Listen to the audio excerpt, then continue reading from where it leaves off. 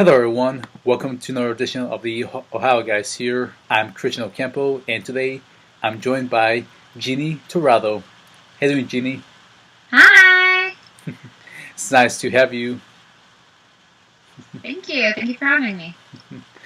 So we have a few questions we'd like to ask you. First of all, what is it like working in the industry today?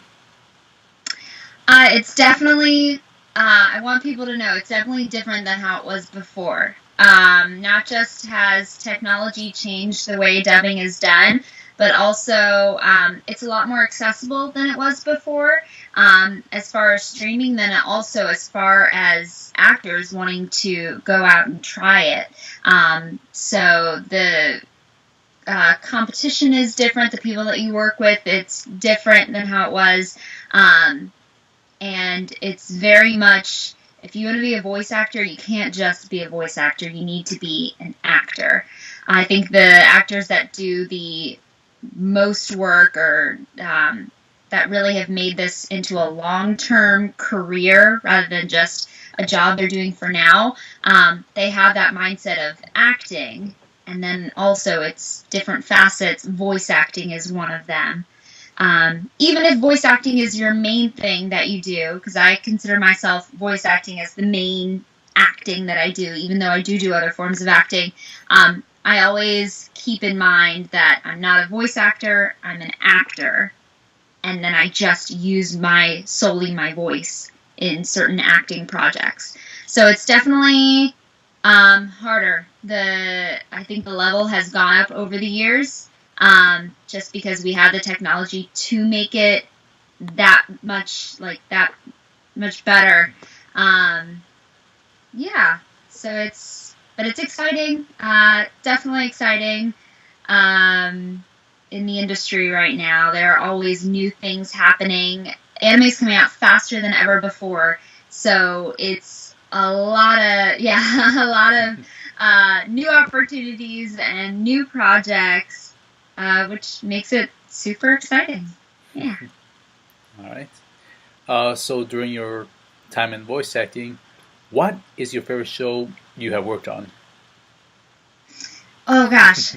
That's such a hard question. They're It is. all my babies, you know? They're all I would like to think that I have learned something every single role. There's not a role where I did it and I didn't learn something. If you ever do a role and you don't think you learned something from it, then you didn't glean off of it what you could have when you were performing. So every role is something new to me, something new I want to bring to the table. Uh, yeah, they're all my babies. I will say, because I'll have favorites at different times, and it had to have been about a year ago. I was in a show called Fuka, directed by Caitlin Glass, and I played a character, Koyuki Hinashi, who is like this pop star singer, and it's about a love triangle, and she's a musician, and we recently, because we're coming out with anime so quickly, you get the material from Japan and we record it and it comes out on a week-to-week basis. And then about a year later, we'll get final video from Japan. And sometimes the animation changes. Sometimes some things that weren't as clear in the original video are a lot clearer, so we have to redub a couple pickups, where maybe the mouth changed movement a little bit. So we've been doing that right now with Fuka, so that hopefully soon the DVD release will be coming out.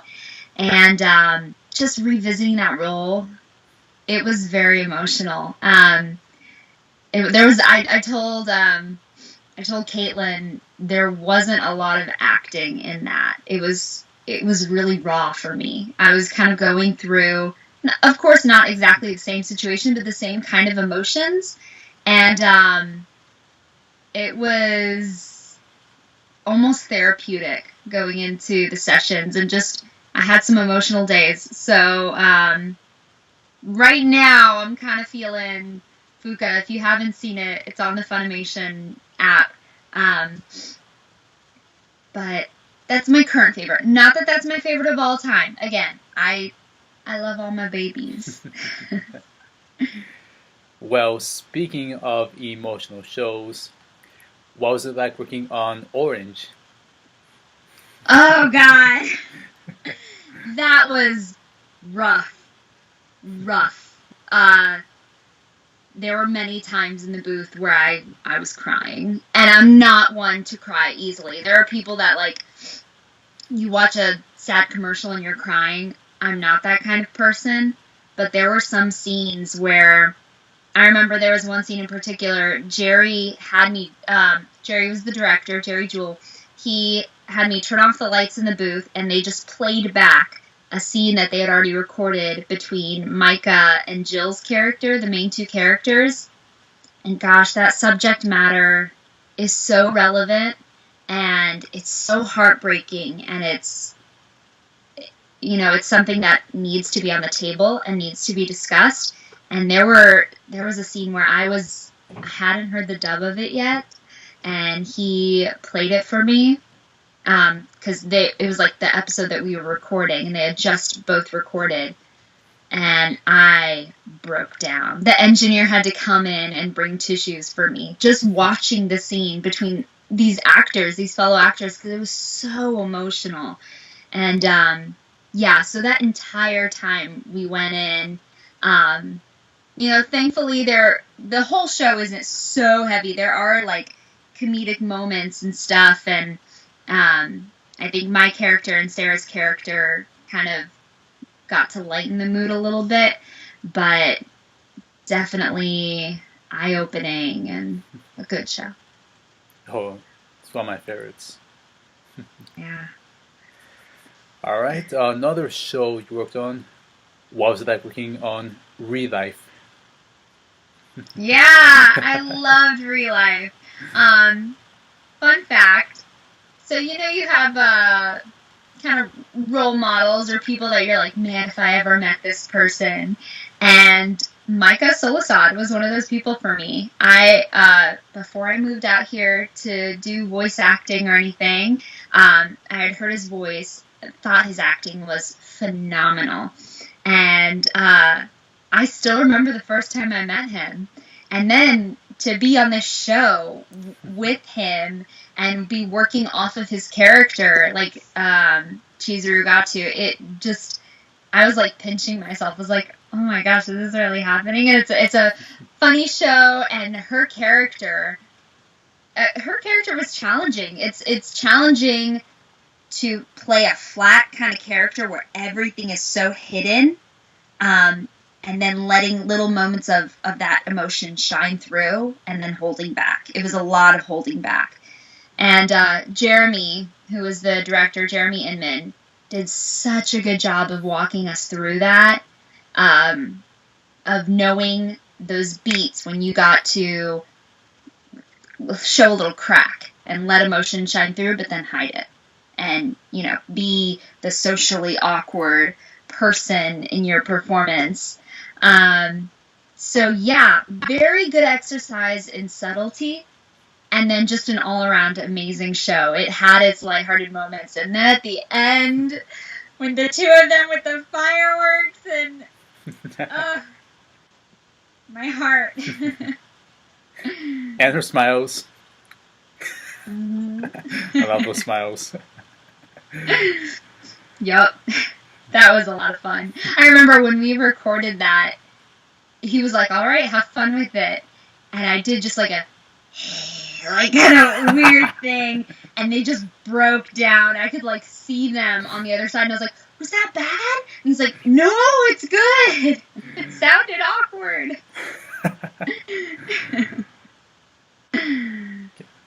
Love her smiles. Yeah.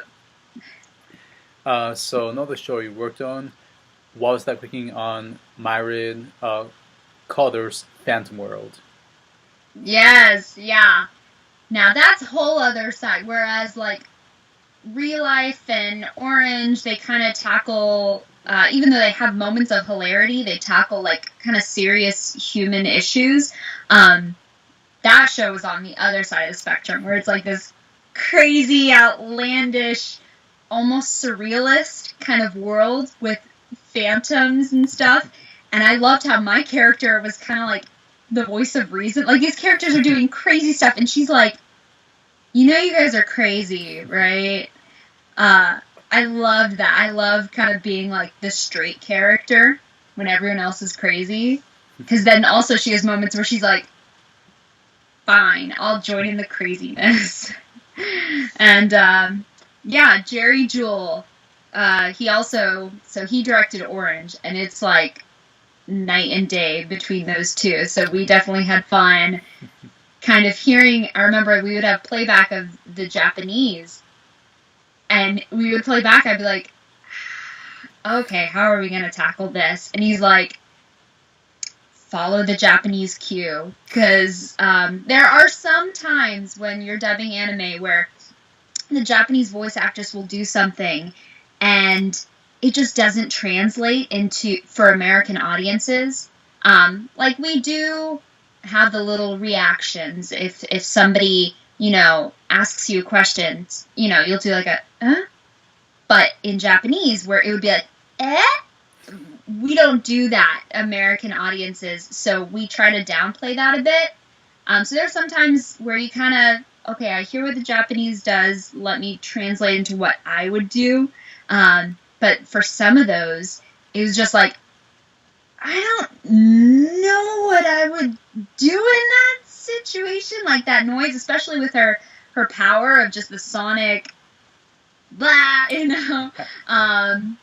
so it would be a lot of the, okay, I'm following the Japanese cue on this one. I'm just going to do what she did. So, and I think it worked out well. It fit the character of the show. Colorful show, I'll say that. Yeah. All right. So speaking of just polar opposites and crazy shows, here's another heavy hitter. What was it like working on Saga of Tanya, the Evil? Ooh, man. That show's messed up. Mm-hmm. That show is super messed up, and I love it. I love when I saw the first episode, it was, because I saw it in Japanese. Some shows, I'll watch the Japanese episode before I go in to record the English, and then some of them I'll choose not to. Orange, there were a few episodes where I was like, oh, this is getting heavy. I want to experience it in the booth and have those emotions be authentic when I first see it, so I won't watch it in Japanese. For Saga of Tanya the Evil, I watched them in Japanese just to prepare myself, because it was like bloody. It's like, all right, we're going for it. Like, this is war. So, yeah, that one was awesome. I love how, like, some shows where the characters are so evil, it's so much fun to watch. And then my character being, she was a complete foil to Tanya's character, whereas Tanya is evil and very, she's an adult man, but happens to be in a little girl's body, so she's seeing that viewpoint of the world. And then complete opposite for my character, who is like, hi, I'm bright-eyed and bushy-tailed, and yeah, we're in war, and I'm gonna kill people, but I'm also gonna have a sunny disposition about it. It was just completely different, and they were very challenging, because there were a lot of times where I would tell Jeremy, like, I feel like you wouldn't find this type of character in a war zone. Like, if I'm thinking realistically, it'd be really hard to find somebody like that on the battlefield, and yet she was. She was like, all right, we're going to do this thing.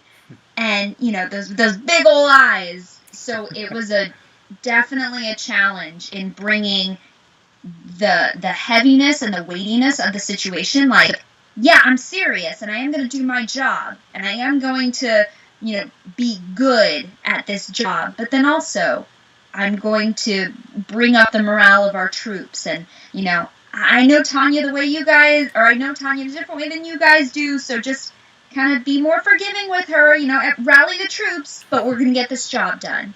It's a very fine line. It was a good challenging role. Good.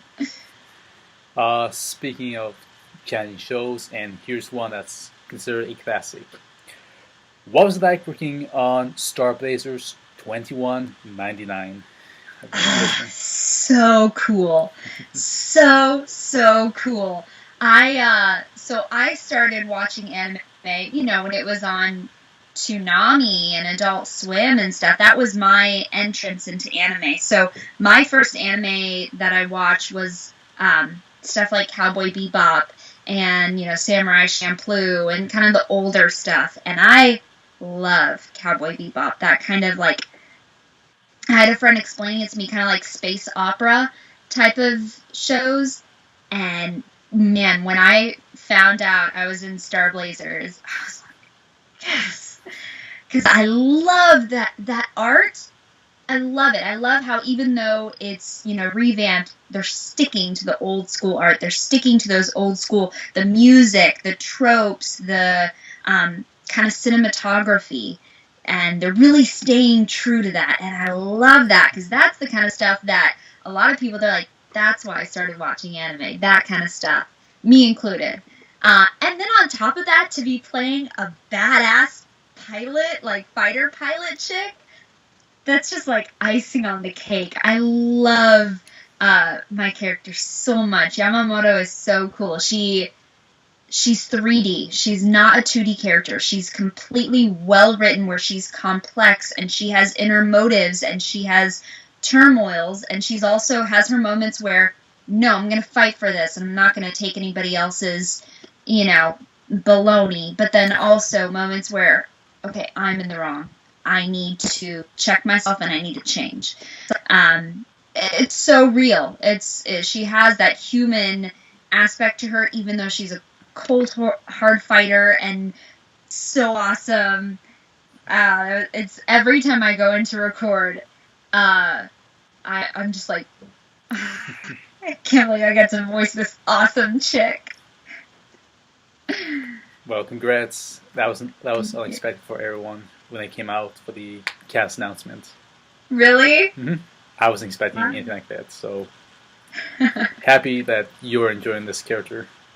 Thank you. Yeah. All right, now here's a final question we'd like to ask you. If you can be any character you have played in real life, who will you be, and you can mix and match? Oh man, that's a hard one. It is. Because I feel like I've been able to do some crazy type of, like, all along the spectrum kind of characters. Definitely on the list has to be Layla from Code Geass, Akita the Exiled. I would love to have a Geass. I think that'd be the coolest thing in the world. That'd be like the coolest little superpower.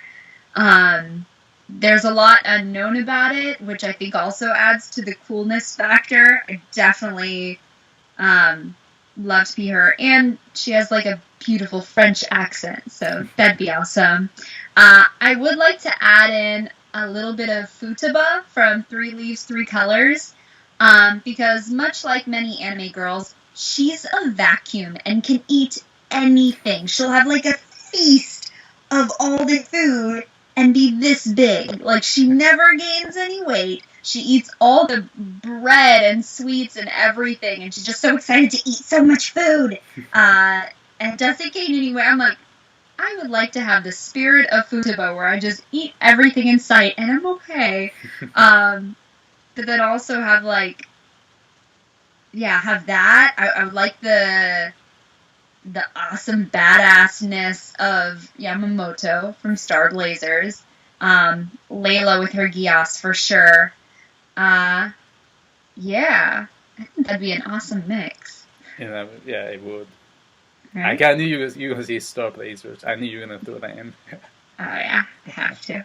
Yes, you do. All right, next question. Is there anything else coming out that you can talk about, or anything you want to plug in at this time? Yes, definitely. So this week, the beta opened for Dragon Ball FighterZ.